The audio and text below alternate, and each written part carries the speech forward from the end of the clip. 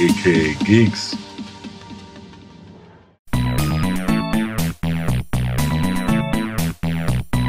Hey everybody, welcome to aka Geeks Movie of the Week group discussion. I'm Sean. With me here I have two buddies of mine, Lynn. What's up, everybody? How's it going? And Brendan. Hola.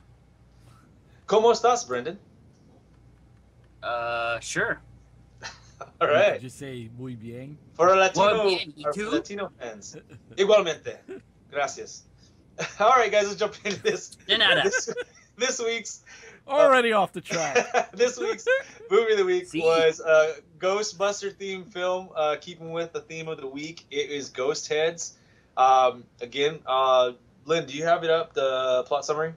Yes, I do. Let's go to our resident Ghostbusters super fan, I'm a ghost head. our ghost I'm a head ghost here. head.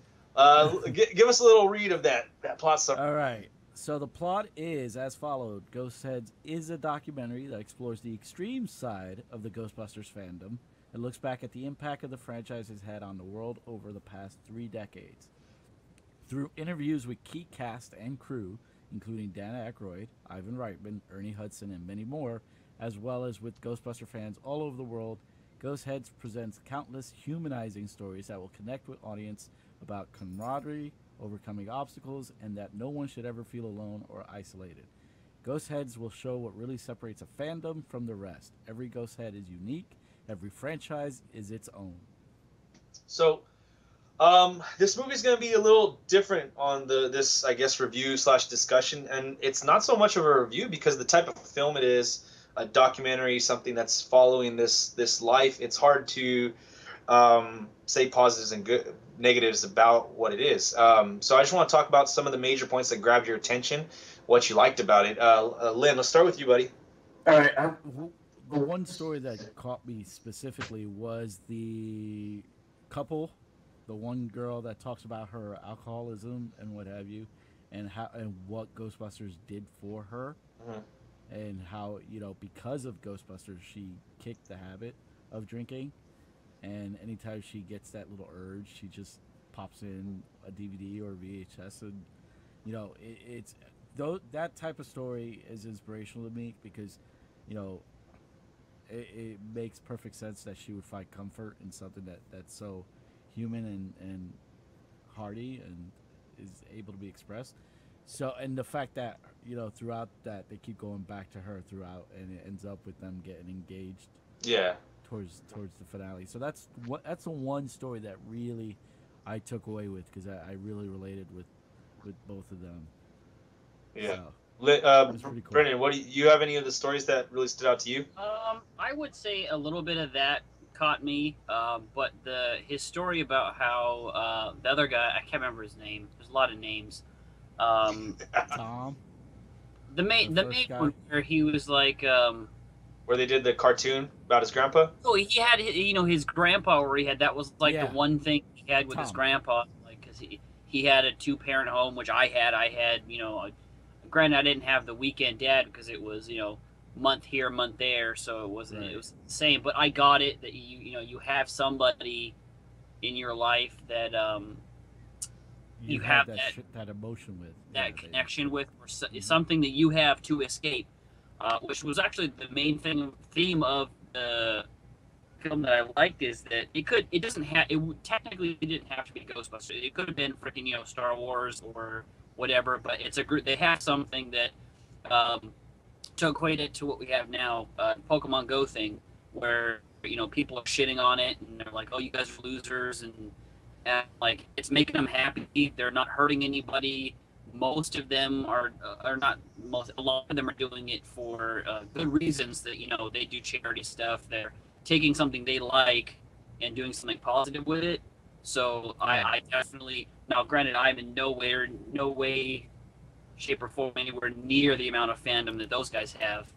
But it also, for people who don't understand cosplay or, you know, the geek culture, there's tons of documentaries about people going to car shows, and, you know, it's the same thing. It's whatever makes them happy. As long as long as murdering people and stuff like that doesn't make you, if that makes you happy, don't figure out, you know, fix your shit. but as long as it's not hurt anybody, you know, and the proposal definitely got me. I did. Yeah. The proposal was a Tear up tender moment right there. Yeah. Because I mean, you've seen a lot of I've seen a lot of different proposals. You know, similar themes where they say they surprise where you're gonna see something, but their story behind it also made it really really special. All their stories are phenomenal, especially yeah. the first guy who did cons and what have you. Peter Rosen. When we originally, when the original Ghosthead. Yeah. When they talk about his story, how to him it was all about going places, and he was almost like a celebrity. He was a celebrity, something he liked. Yeah, but at the end, his star technically never failed because anybody who loves this movie knows of him and reaches out to him whenever possible. So that one also is kind of fun to see. Yeah, there was a couple stories that caught my attention. The wedding thing, that was really awesome. But the one that caught me the most, there's two specifically that caught me the most, and they're two different sides of the coin, I think. One was I forget his name, but he was a father, and his son was named Orion, and he had cerebral palsy. I liked Orion. Orion was cool. And he was. God damn, it's getting me now.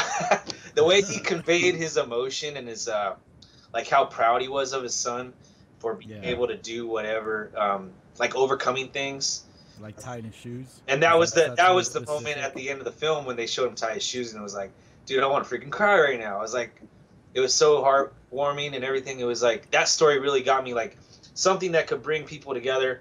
Again, regardless of what it is, as long as it's not murdering people.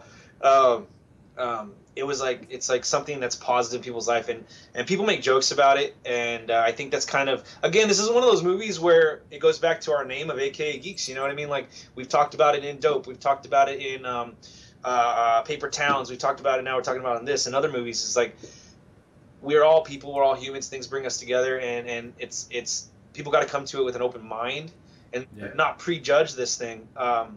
Which is this shows a brighter side and often heartwarming side in this world of fandom. The other story that really caught my attention, and it was more on a base, like a outside kind of level, was Tom Whalen, I think was his last name. He was the dude from Ontario, or Toronto. He was away from Toronto, and he was going to see his Ontario friends.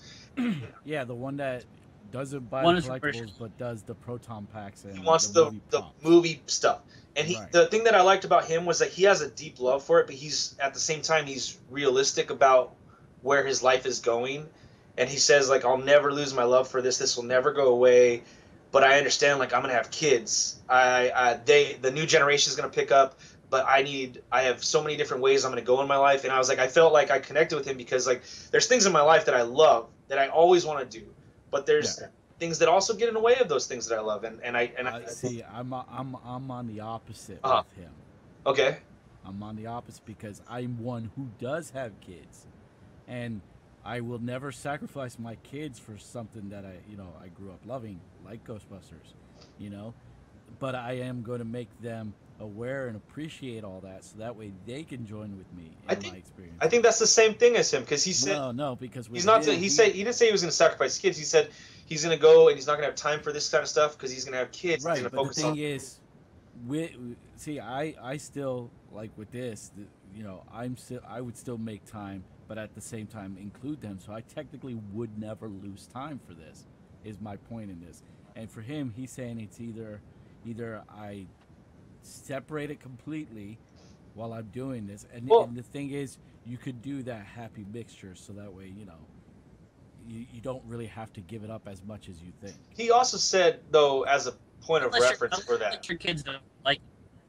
Well, even if the kids don't like it, what they do appreciate, and I have this from my kids. There are things that I've introduced them to that one or the other doesn't like, but they like the fact that they're sharing it with me, and they'll take the time to do that. And the point is, and they remember that. They still hold on to that. So even if they don't like the subject matter, they like that time, that togetherness. Yeah, he So did. you know what I mean? He did. You could still. To specify on that point, where you're saying all or not, he did specify that he didn't say. What he said was, He said it would have to take a back seat. yeah, but well, he said like I'm not going to be able to be planning 3+ cons a year. That's what he said specifically, and so he said he'd have to cut back a lot. But so I mean, he wasn't going to separate himself completely, but that's what I'm saying. That in a normalized way, like I love golfing. It's one of the few things in my life that really I love golfing, dude. I played on the golf team when I was in high school, man. I love golf. Are you like 60? Dude, I've been playing golf since I was a little kid, man. I love golf, and it's one of those things that it takes. When I go golfing, I turn this thing off. I put it in my bag. Everything is closed off around me. It's one of those few things in my life, like I'm always going to make time for it, but there are things like it takes a lot of money, it takes a lot of time, and so I can't always keep with that, you know. So I know where my concessions are being made, and that's why I related to him, because he's understanding that life is life, and it's two severe points, because we saw a lot of the other end. He's the one guy in this whole film that was kind of not the same as everybody else, at least from my perspective. Everybody else was still just a different type. He loved Ghostbusters as much as everybody else did. Yeah.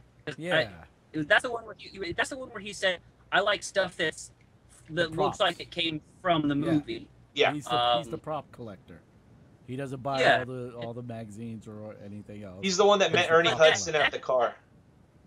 That goes to my original point that that's how he expresses his love for the film. Doesn't make him any less a fan than anybody else. No less a fan. But that's I why mean, I'm you could trying have to figure out what Sean was going with. Well, my point is like the other guys. comparative to like some of these guys, like it's he's understanding. Some people have made their like this is their thing, and this is always going to be the thing, and he's understanding, at least from his perspective, in his life, it's his thing, but he understands like for him it might have to take a back seat to certain things like family, like life in general for him, and so I related to that. Well, even John did that when he said he had his baby coming. Yeah. And he moved his man cave out into a little shed, and he has everything boxed up in there because he made that room that was his soon-to-be kid that was on his way. And he also commented to Paul Feig when they went down to Ghost Corps, saying, "My kid better not come on the release date of the movie." Yeah. You know, you knew he was joking, and he'd be happy as a pig in shit if his son or daughter was born on the exact release date of the film, because then he'd have something else of a connection to Ghostbusters. You know what I mean? He'd probably be cursing under. I can guarantee you, he'd be cursing under his. I always tell Ronan's my Father's Day gift, because when he was born just shy of Father's Day. You know, and we actually joked around that we thought he was going to land on there as like the end all be all gift. Oh. So yeah, I know he would have probably preferred if it would have happened that weekend, because he would be like, my kid was born on Ghostbuster weekend. Yeah, I just related with him about that aspect, and I'm saying that I think that guy Waylon was a big fan just like everybody else, but I related to him because I've had to make concessions in my life, and I understood him, and I just think his was more realized, I think, in throughout the film, and his concessions that he spoke about were more vocalized. Yeah. And that's what I'm trying to get at. So, overall though, I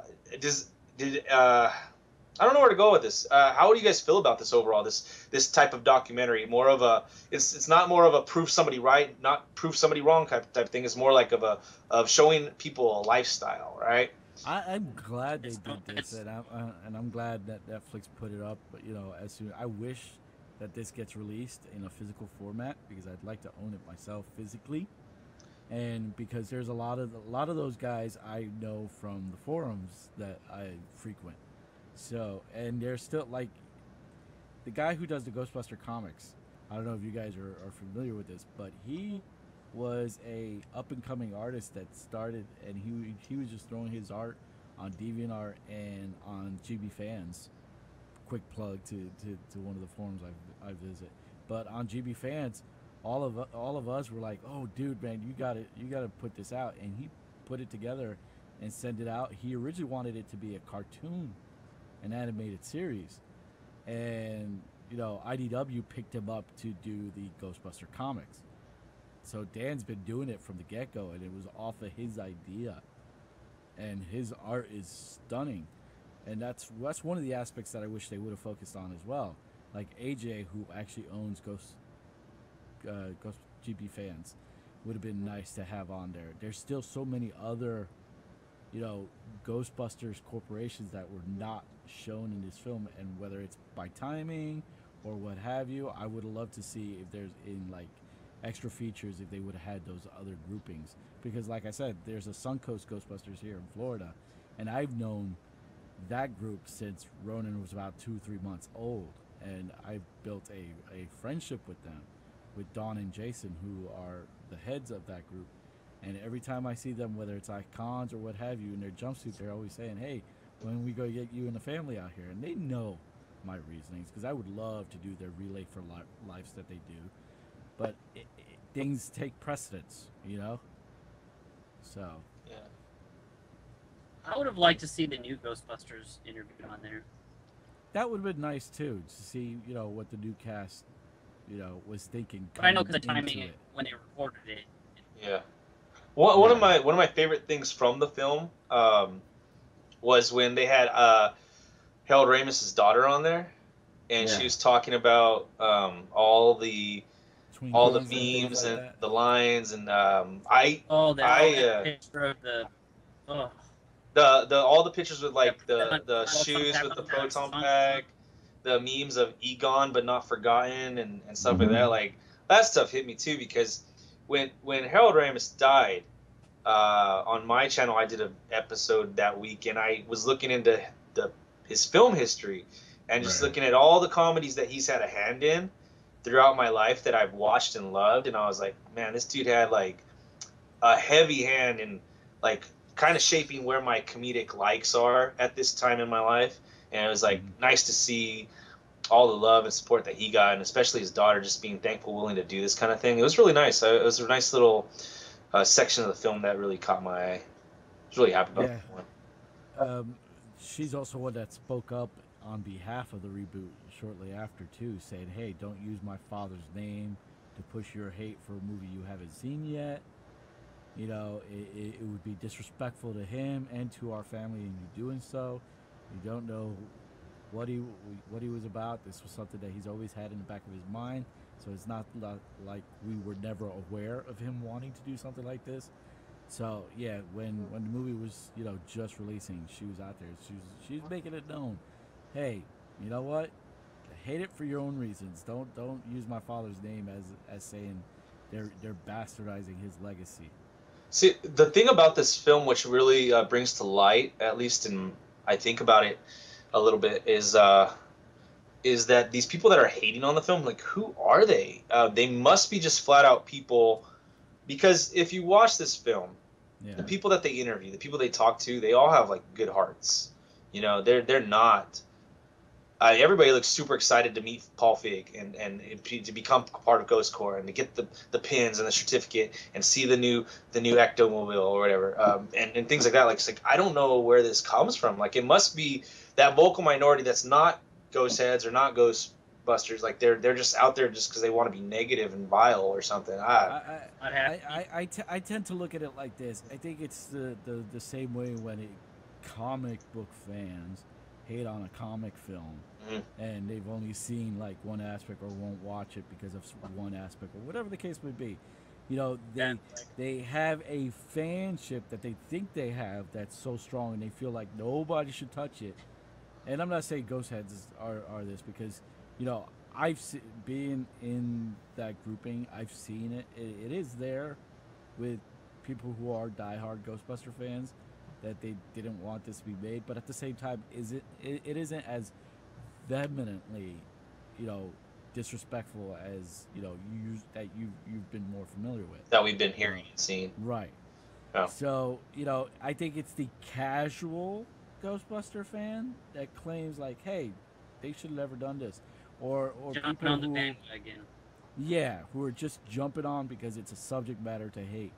I mean, I think I've mentioned this. I don't know with you guys, but even YouTubers who supposedly are, geeky comic or movie fans that are using this movie to It, get those clicks just because, hey, hate I gets hate views. it.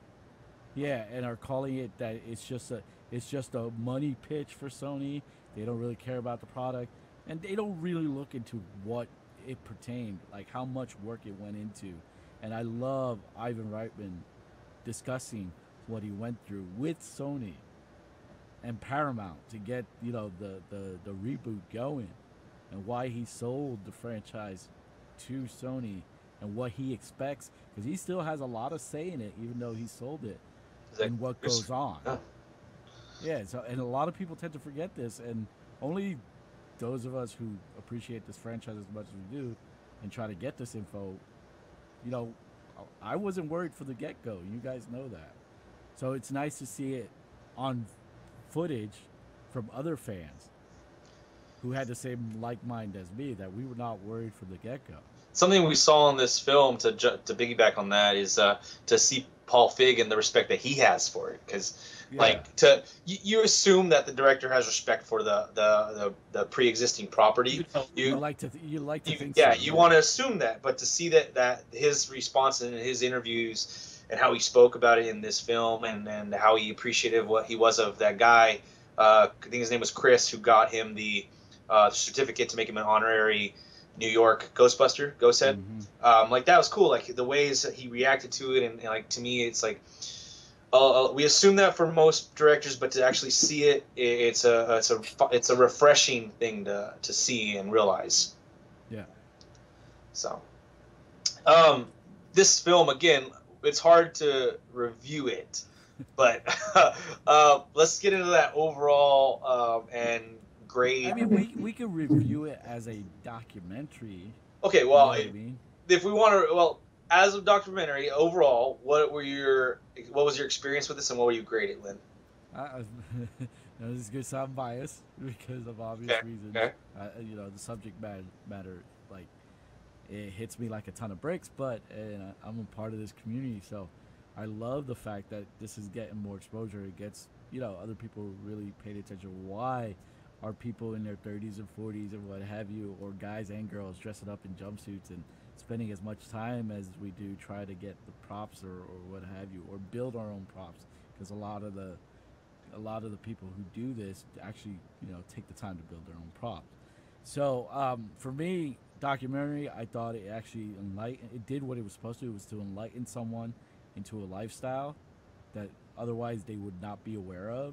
It was touching because it made you, it pulled on those heartstrings with a couple of those stories, and although the only little negative aspect I have against it are those little cartoon moments, the little animated moments I could have done without. I would prefer hearing, seeing more of the people themselves. But I would give this a solid B plus just because of that. And that's my own little gripe out of the whole thing, was the animated spots. But it was nice to see some of the stars that have gone from either the movie or the animated series as well. So, Dave Coulier. Brendan, what about you?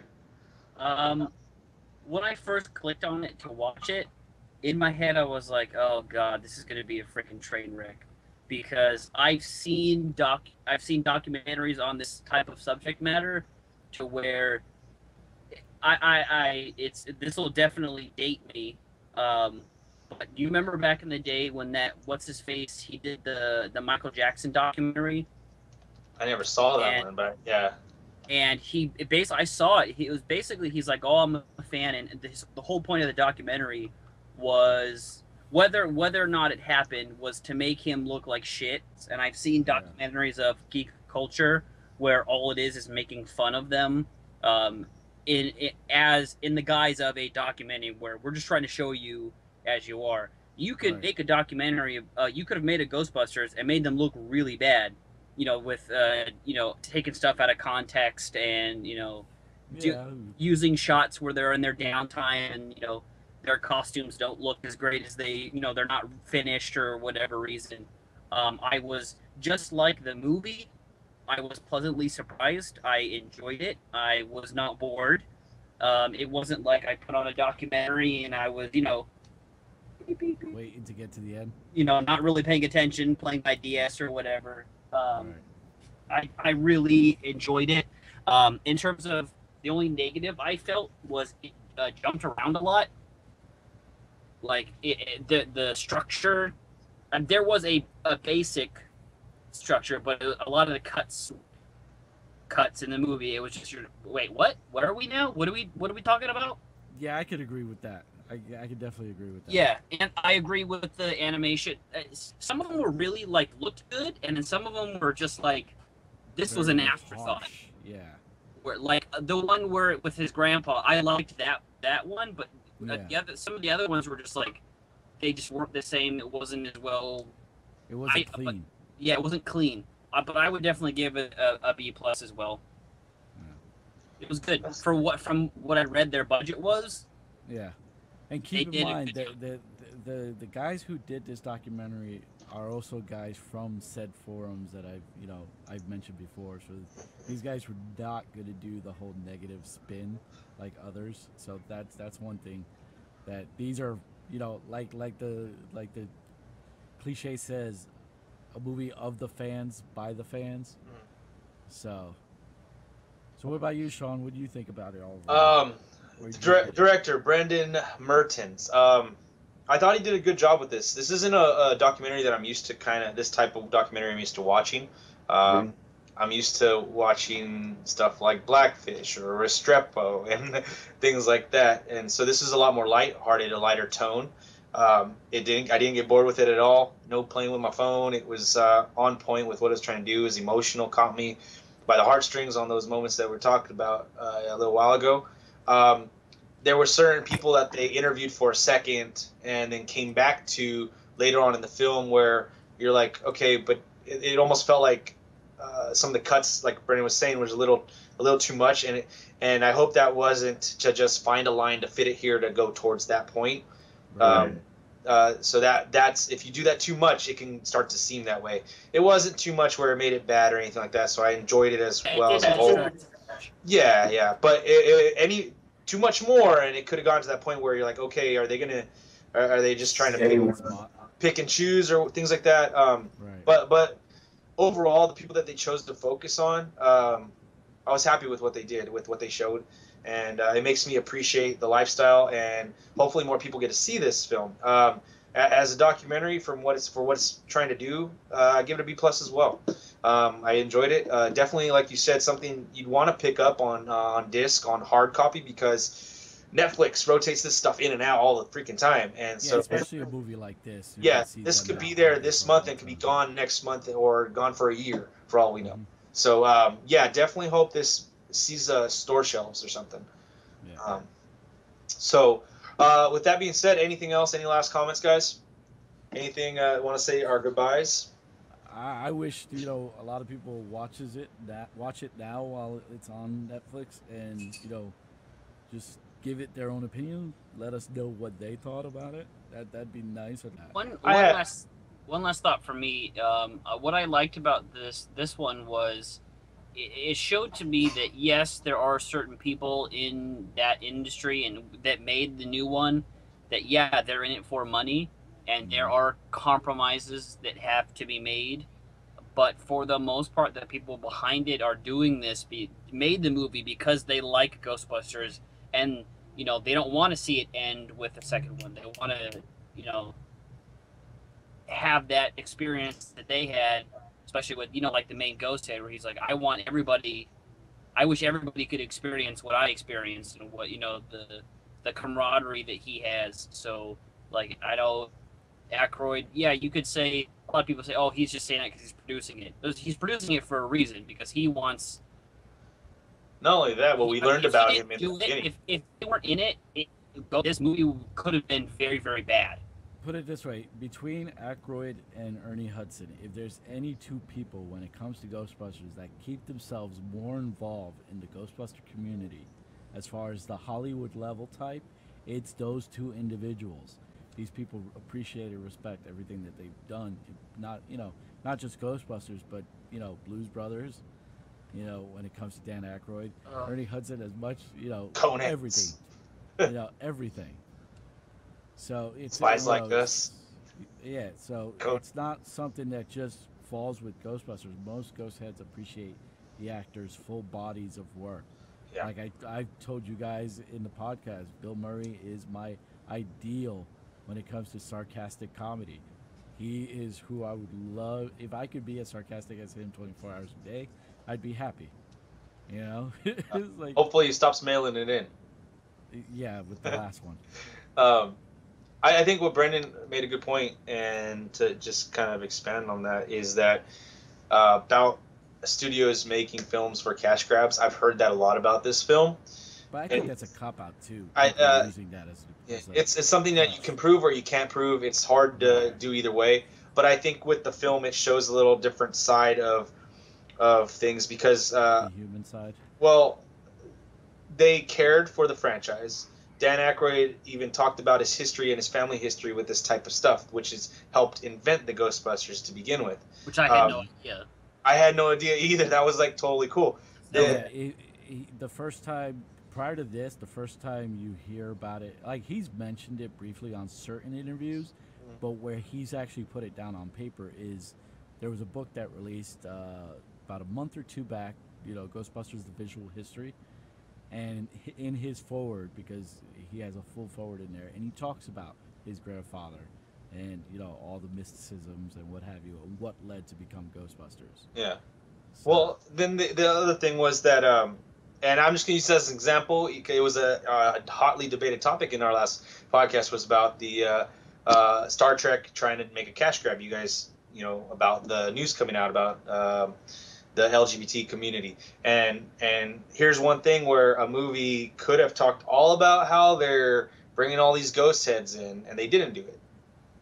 Like all the goodwill towards this dedicated fan base of people that love the franchises, that have personal connections with it, and they didn't talk about it. They did stuff for them. They brought them out to see the trailer. Ivan Reitman even did a "Will You Marry Me" video, you know, things like that. Like that stuff wasn't talked about. We never heard about it till we watched this film. This that's talking about more than that stuff. It's talking about the lifestyle and how the fan base is. So to me, that relays as goodwill. Like the movie was made for a reason, and not as just a cash grab like some people say. I've heard in reviews about this film. So. right. Now, mind you, we're talking about the reboot, not this documentary. Yeah. I'm just letting everybody out there who's watching us. Yeah, because there's opinions versus the movie that say that. So that's what my point is. Like, it's a lot of goodwill, it seems, and that's appreciative, at least on my part of seeing that. Again, you guys, anything to say before we leave? Working on anything? What are we doing for the next few weeks for group movie of the week? We have some options. But we a lot of editing. That's what I'm doing right now. I'm still editing last week's episode. I'm just at the hour mark. I think I'm getting it. I think I just got it under the 2-hour mark because I know we're on my section of the news, so I'm hoping to be done with that. And yesterday's seemed to go really short, so I may not have to even do any editing with that one. So I'm crossing my fingers. So, and then I got about 4 or 5 videos that we need to put up, as well as our review for this, which I have to do a little bit more editing because our visuals didn't come out, so I have to find pictures to snap in place. So, Brendan, our X-Men review. Brendan, what about you, bud? Figuring out work. We have a couple options for our group discussion for movie of the week in 2 weeks. What we have now so far on the radar is Green Room, a Bronies movie. I don't know what the actual title was. He Never Died. It was a Bronies story or something like that. He Never Died. And then we had 2 more, but we don't know if they're on streaming services, so I don't want to throw those out there. The one I gave you last is on Netflix. That's why I told you to add it to it. Never Died. The Fangasm. Oh, I forgot to write that one down. Okay, Fangasm is one. That one's on Netflix. That one looked interesting, and so I figured I'd throw that one out there. Yeah, and then we have 2 more, but I don't want to name those because we don't even know if they're on streaming services as of right now. But again, we're accepting and appreciative of all suggestions. I'm doing a solo movie of the week next week. If you guys, I have a few things. I still have the list that I've been throwing out there. I have maybe 1 or 2 additions that I want to make this week. Inside Out. But that's my vote. Again, well, last week, Sicario got second. They actually tied Zootopia. But Zootopia was pretty awesome. So check out that review, Zootopia's review. And next week, I don't know if I'll be doing this myself or with the guys, but I definitely like to put together a video of all the trailers and everything, of telling you what to watch that comes out of San Diego Comic-Con this weekend. So stay tuned for that as well. For the guys, you guys want to say goodbye? I'm asking if you guys would like to say goodbye. Would you guys like to say goodbye? Sure, why not? I mean, it would make sense how you would end the video. Go for it. That's not how to say goodbye. Unless it's something right. like, oh wait, he hates you. I think he was specifically. I guess that was to me, not to the watching. Yeah. All right, guys. Like always, thank you guys for watching us. We appreciate everything you guys do. I'd love to hear what you guys thought of Ghostheads, so please leave us comments and any ideas that you want for movie of the week as well, as far as the group ones. And from me until next time, catch you on the dark side. Brandon. Mr. Brendan. Goodbye. All right, and for me, I'm Sean. You guys, I'll see you guys later. Catch me on all the social media. Hold on. I hate to cut you off, Sean. Go. But I gotta say this. You're never gonna stop, are you, Brendan? No. All right. Sorry, okay. No. I will. Join me on Xbox Live, PlayStation, Switch 187, Switch Up, and I will see you guys later. Peace.